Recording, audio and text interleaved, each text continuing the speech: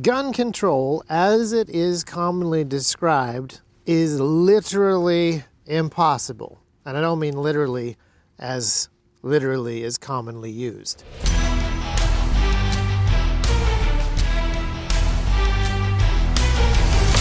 Welcome back to another T-Rex Talk. It is far, far too beautiful a day to record this podcast inside, so apologies if the audio quality is a little lacking, but we're enjoying springtime in Tennessee, and I have been thinking about gun control, not just because we're in Tennessee, but obviously it's a conversation that continues on and on and on.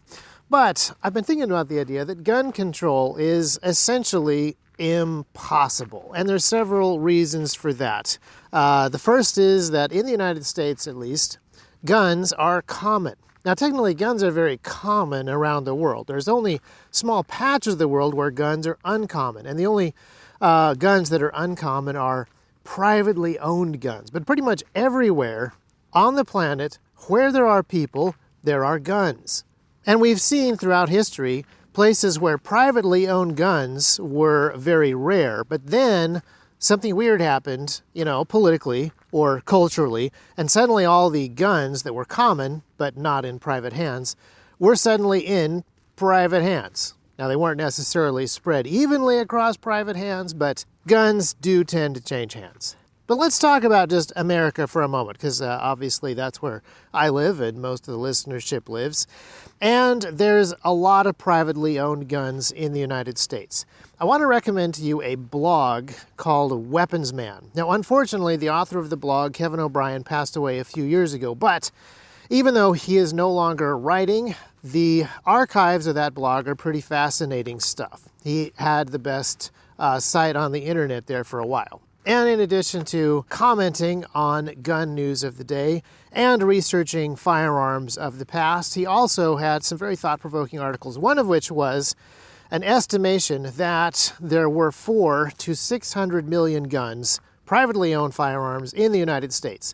Now, this article he wrote 9 or 10 years ago, I think, if I'm remembering correctly. I should have looked it up ahead of time, but I will link to it in the description below the podcast notes so you will know whether or not I was correct or not. But at the time, mass media, regular media, almost everybody was estimating that there were approximately 300 million guns in private hands in the United States. And Kevin O'Brien, Weapons Man, laid out the reasons why he believed that the number was actually somewhere between 400 and 600 million. And this was many years ago. So we have had approximately 80 or 90 million NICS background checks since then. So that's approximately 80 or 90 million guns that we know for sure have been added to the number of privately owned guns in the United States. And that is not counting the millions, many millions, of 80% lowers that have been sold. And that's 80% lowers for both rifles and pistols. There's been a sharp increase in the number of 3D printed pistol lowers as well. So there's lots of firearms in private hands in the United States that are not part of any NICS background check, not part of any transfer, not part of any registry that are out there. Fully functional firearms in the hands of private citizens in the United States. I'm going to guess we're now at 500 to 700 million privately owned firearms in the United States. And that is with almost no insight at all into the 3D printed firearm side of things, which I'll talk more about. But that is something that has radically increased in popularity, and mostly because it's easier than it once was. Now, nobody has a really good idea of how many guns are out there, especially once you talk about the ghost guns. These 3D printed guns, these 80% lowers, things like that, are not tracked in any way, shape, or form. Obviously, with mass surveillance and people keeping really close track of various financial transactions, there are agencies that make assumptions about what is going on, but they're still just guesses. We believe that the ATF is building a database of these sorts of things. Obviously, this is an illegal database.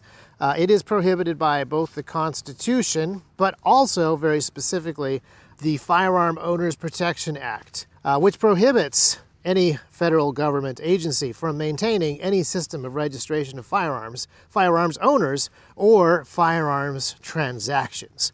But based on comments that the ATF has made itself to various people in publicly available letters, they have a database with 866 million records in it. So we're not 100% sure what that is. They claim that it's not searchable, but it's actually very difficult to make a digital database that isn't searchable in some way, shape, or form. A government agency could probably pull that off, though, now that I think about it.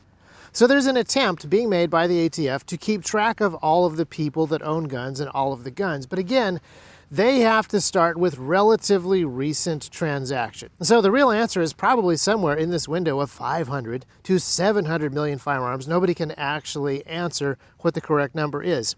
And nobody can actually answer where all of those firearms are. That makes confiscation impossible in the United States. Well, let's just give the ATF the benefit of the doubt here. Let's assume that they actually are as all-powerful as they believe, and they could actually identify and locate everybody who has bought anything that has anything to do with firearm manufacture. Even then, confiscation would be impossible. And one of the ways that we know this is true is we can look at previous gun confiscations in other parts of the world, and we can see that they were impossible. Even in Australia, weapon confiscation was not 100% successful. I personally know many, many people in Australia who can demonstrate that it was impossible. But the second thing that makes gun control impossible is that guns are really, really easy to make. They are not unique machines, and they don't require unique machines to make them. That means that even if right now the ATF is able to get your credit card transactions from Visa and figure out everything that you've ever bought, more or less, from various firearm manufacturing or firearm accessory companies, and make guesses and inferences as to what that might have been, and was it a new firearm part or was it a replacement for an existing firearm part. Even if their guesses were really, really good, and even if the data that they had for those official firearm parts were really, really accurate, there still is a huge area of firearm manufacturing capability that doesn't fall into that category. Right now, I'm walking around the T-Rex shop, which is on a little industrial road. And on this little industrial road with us are a bunch of other little manufacturing shops. Remember, we're in a small town in Tennessee, and on this little teeny industrial park where T-Rex is, we have the capability to make all kinds of metal parts. And I know for a fact that people routinely walk into these machine shops and ask for weird metal parts. And I'm not even saying gun parts. I'm just saying bits and pieces for cars, tractors. There are custom metal parts being made for various industries in these shops with no paper trail outside of whatever billing and receipt and invoicing stuff those individual shops are doing. And based on my conversations with people in other parts of the country, I know that a lot of people have an idea for a product or an accessory or a replacement part for a thing that broke. And rather than going necessarily to an obvious firearm parts store, they often will go to their friend who works at a machine shop or the one across the street from them and ask if somebody can quickly throw a piece of metal into a lathe and create a new barrel bushing or a new thread protector or a new whatever, or experiment with a new adapter that goes from this thing to that thing. And right now, all of that stuff is completely above board and legal. I actually doubt that there's a whole bunch of illicit firearm manufacture inside of the United States simply because fully legal firearm manufacture is extremely legal, and the paperwork hoops are a pain, but they're really not that much of an issue, and the parts are plentiful and they're cheap. So I don't think there's very many people going to a machine shop and having them make a box full of AR-15 lowers. AR-15 lowers are just too cheap to get elsewhere. But a lot of other stuff is getting made just because, why not? And in the future, if the hoops that people are jumping through to get these things legally become too onerous, people will do the other thing. And we can see that happening in Europe. In Europe, they have very strong gun control in most of the countries. But we're starting to see very professionally made illegal firearms inside of Europe. And because firearms are completely illegal in a lot of these different jurisdictions, the people making these illegal firearms are not making regular handguns. They're making fully automatic suppressed submachine guns, because why not? If you're already breaking one massive firearm law, you might as well break all the others. The others are all free at that point. So the manufacturing capability that exists in the 21st century in Western nations and now Eastern nations is high enough that any type of firearm part can be really easily built. Even if you pick something that used to be hard to manufacture in the old days like barrels, boy, it is just not that hard to CNC mill barrels these days. There are a number of people making pistol barrels on really simple, flexible, commonly available CNC operations. Now, in the past, this was not the case. In fact, firearm manufacturer actually pushed the envelope of what manufacturing technology could do in the 1700s and the 1600s, and even to some extent the 1800s. Innovations in firearm manufacture actually drove a huge amount of manufacturing technological breakthroughs. A lot of modern machining was driven by firearm demand. And firearm designers were pushing the envelope of what their machines could actually do and really pushed modern manufacture in incredibly long ways. But today, modern firearms like the Glock and the AR-15 can be made by really simple and really common machines. And even residential style, like non-commercial, non-industrial 3D printers can make a lot of the plastic parts that modern firearms require. And if you want to work around non-firearm parts that are a little tricky to make at home, like springs and stuff like that, you just tweak the design so that your new weapon accommodates an off-the-shelf spring, and there you go. And remember that what I'm talking about is not hypothetical. This is an extremely common practice in the United States. And it's extremely legal. Being able to make your own firearm at home without serialization is something that has been allowed in America from the very beginning, and it is still legal today, despite the best efforts of the Bureau of Alcohol, Tobacco, and Firearms. So there's a whole bunch of people who are very publicly talking about their experiments making firearms at home using readily available parts and readily available manufacturing technologies like $300 3D printers that you can buy from Amazon. And even in places where firearms are not legal, like Myanmar, 3D printed firearms are becoming extremely common. The materials and manufacturing technology have risen to a level, and I would say that the firearm designs themselves have been simplified to the point where this is really, really accessible technology that almost anybody can figure out in a garage or a basement or the jungles of Myanmar. And this sort of technological trend is a little bit like a snowball. Now that the AR-15 is a platform, it is more widely known, it is more widely understood, individual parts and design files are more widely available, and people's experiments in 3D printing the less available parts, that's also just incredibly publicly available knowledge at this point. The experiments have been done, it's tried, it's tested. And the Glock is now a platform as well. For a very long time, Glock has obviously been a product sold by the company Glock. But now that some of their patents have expired and they are the dominant player in the handgun market, Glock parts are made by a huge panoply of aftermarket producers. The third-party parts market for Glock is gigantic. And with those expired patents, the number of companies that are actually making entire Glock clones is phenomenal. I think Lone Wolf just announced this past week that they will also be selling a Glock clone, along with Palmetto State Armory, along with Shadow Systems, along with Polymer 80, along with a whole bunch of other companies.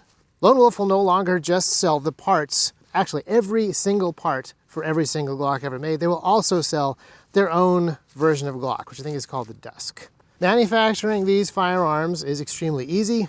The firearms are extremely common, and the understanding of how they work is commoner still. But the third and most important reason that gun control will fail is the cultural normalization. Guns are just too accepted. Guns are too normal. Gun ownership is not just physically common, but the idea that gun ownership is normal is super, super common.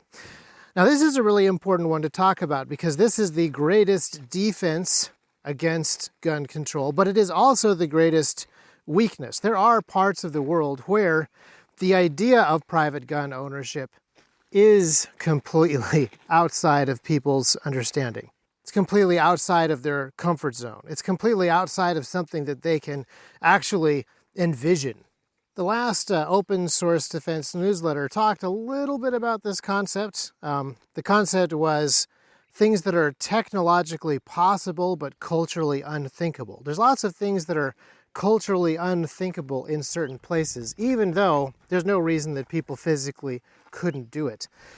But the reverse is kind of also true. If something is so normal, so common, so expected, so taken for granted, it's really hard to take that away. And I'll give you another example that I was thinking about. Guns and books have a lot of similarities. Well, they have a couple. Well, the main one that I want to talk about is gunpowder was weaponized in the 1500s, and mass-produced books became common in the 1500s. Now, it's not like books didn't exist prior to that, but they had to be hand-copied. Written languages were common before that, but books in the hands of the common man was something kind of new in the 1500s.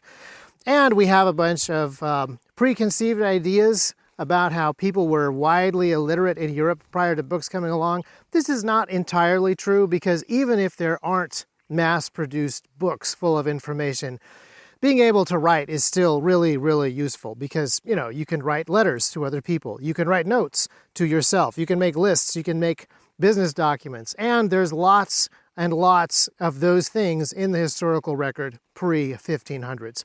Also, the definition of literacy back then was being able to read Latin. And the number of people who could read Latin and get their hands on hand-copied books was a pretty low number. But being literate in the mid-1500s, once mass-produced books become both common and cheap, goes from being a really useful skill to practically a superpower.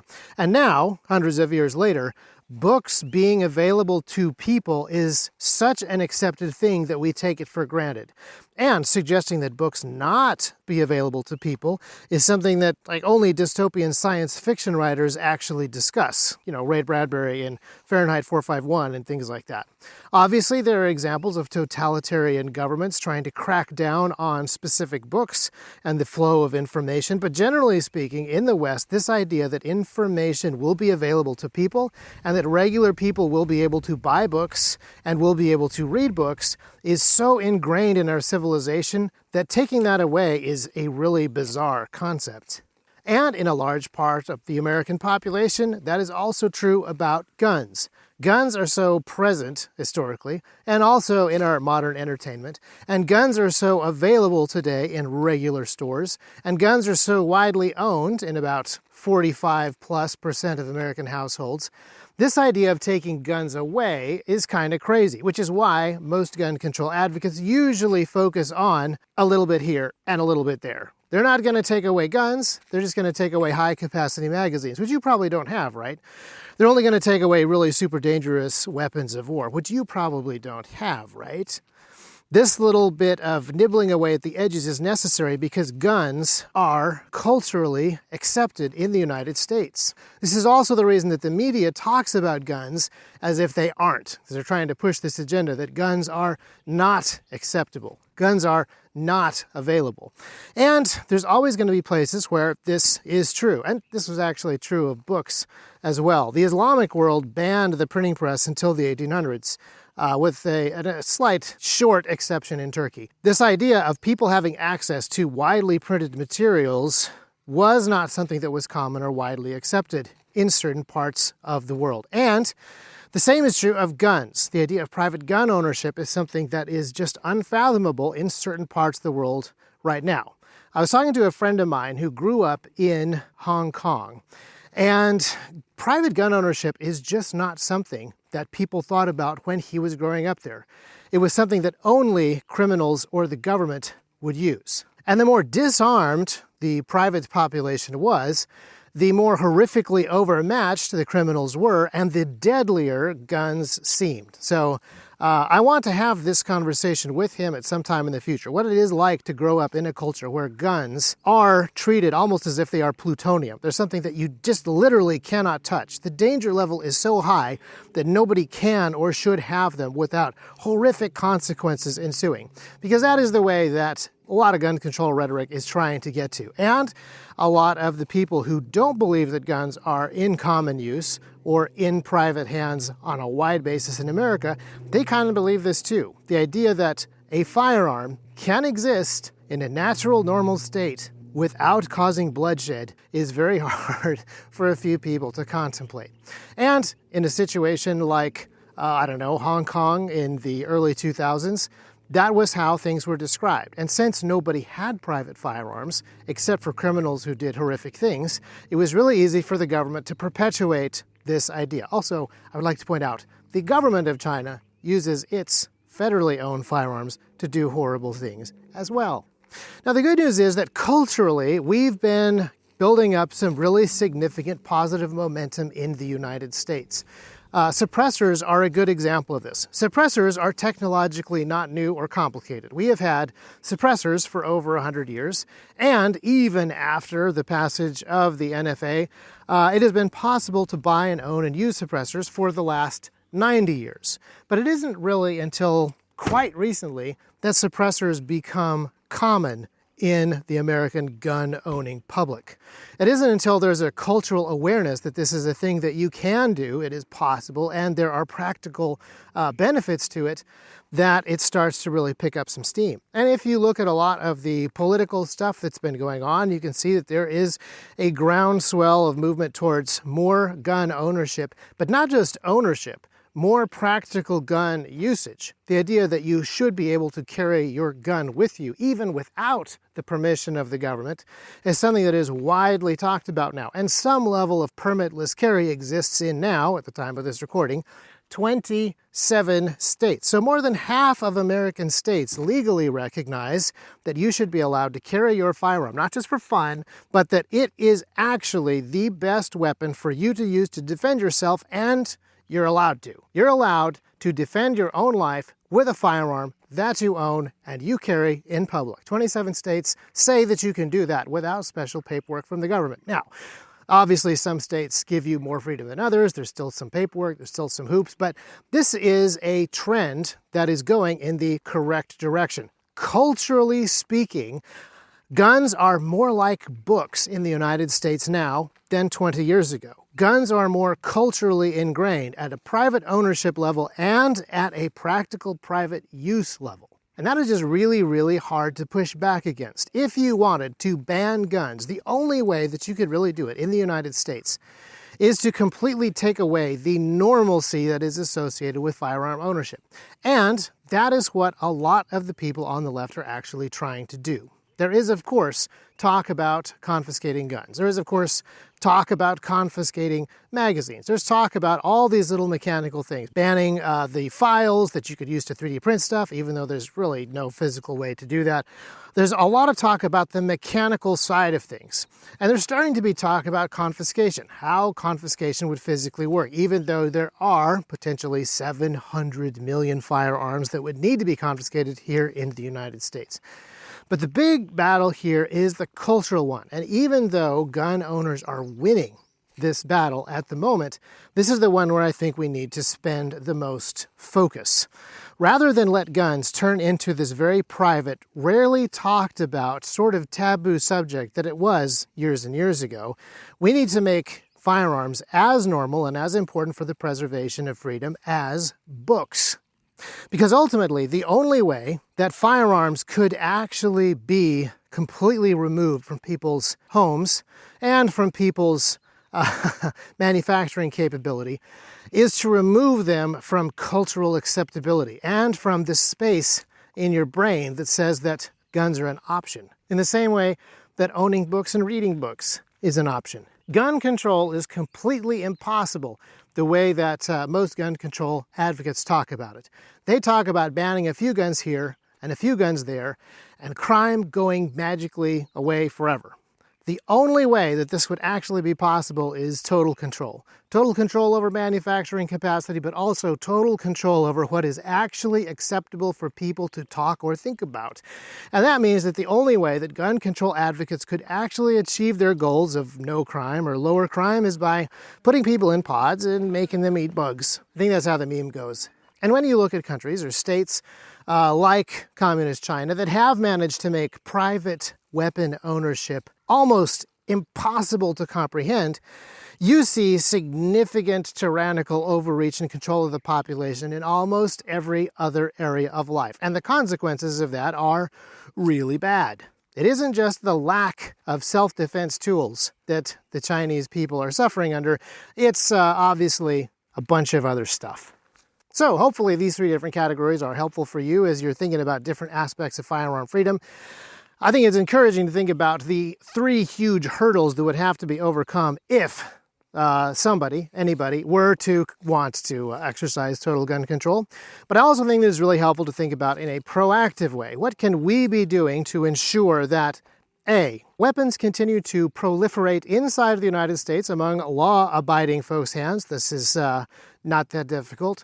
B, that people still engage in a lot of new manufacturing technology. Find it cool, find it fun, find it interesting to be in that sort of maker space, hacker space, tinkering with 3D printed firearms, doing stuff like that, so that the weapon manufacturing capacity of the state and the private people thereof is really high.